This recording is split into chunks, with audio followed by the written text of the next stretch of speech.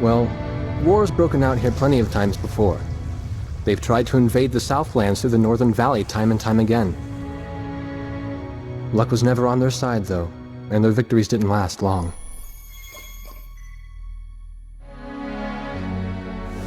They didn't realize that times had changed. Facing one defeat after another, losing territory and watching their nation dwindle, they built up their industrial strength to unprecedented heights and used it to wage one final battle against the world. That was 15 years ago.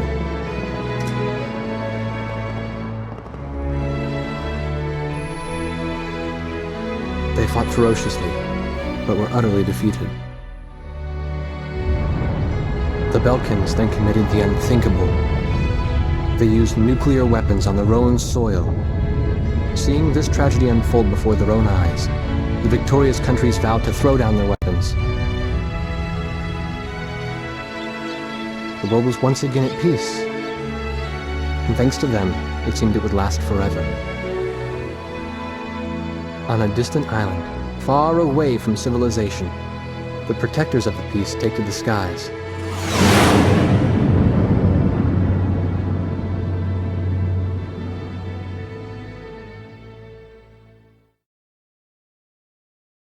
Red alert! I was in the sky, trying to get the training team in my viewfinder from the rear seat of the lead plane. My pilot in the front seat was howling at the earth below.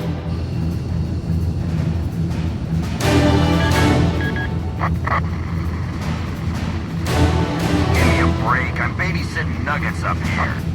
Command room to Warthog Squadron. We have leakers, aircraft type unknown. Crossing the border at Cape Landers, bearing 278 to 302. Captain Bartlett, your flight is the only group close enough to make the intercept.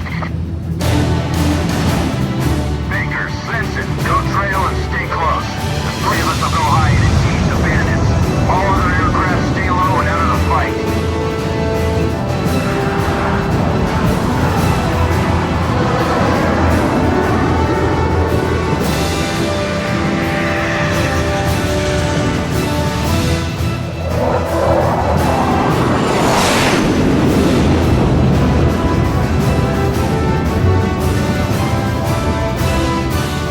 The world turned upside down, and my stomach turned inside out.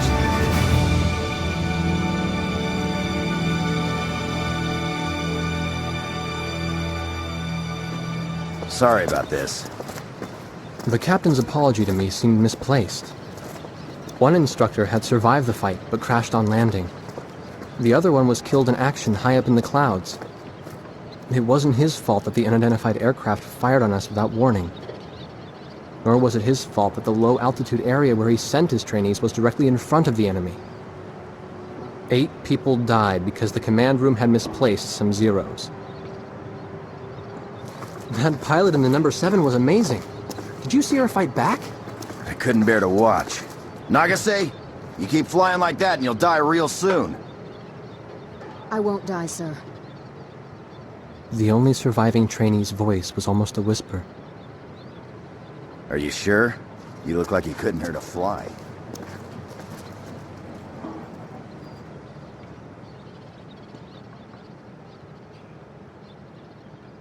Her face was pale, but she still managed to smile a bit for the camera. The photo, along with my camera, was confiscated by base security. It was as if our little undeclared war never happened.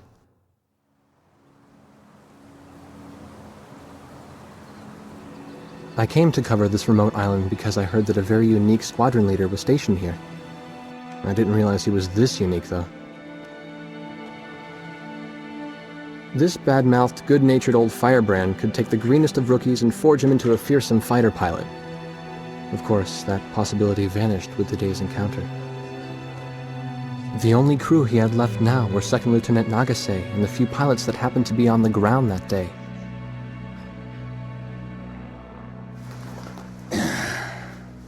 I know you don't like this, but we're short on people. Starting tomorrow, all you nuggets are gonna be sitting alert. If we launch, stay glued to me up there. Nagase? Sir. You're flying number 2 on my wing. Gotta keep an eye on you, or who knows what you'll get yourself into.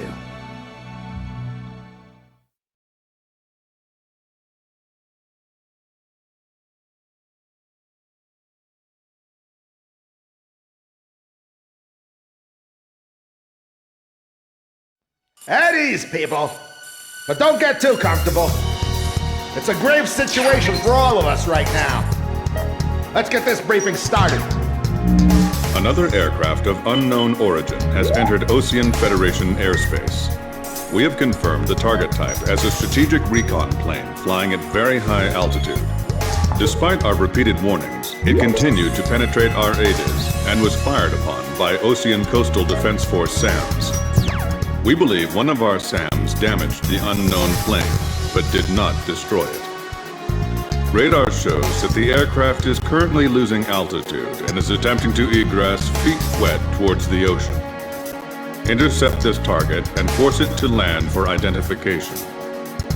Do not fire upon this aircraft until further orders are transmitted.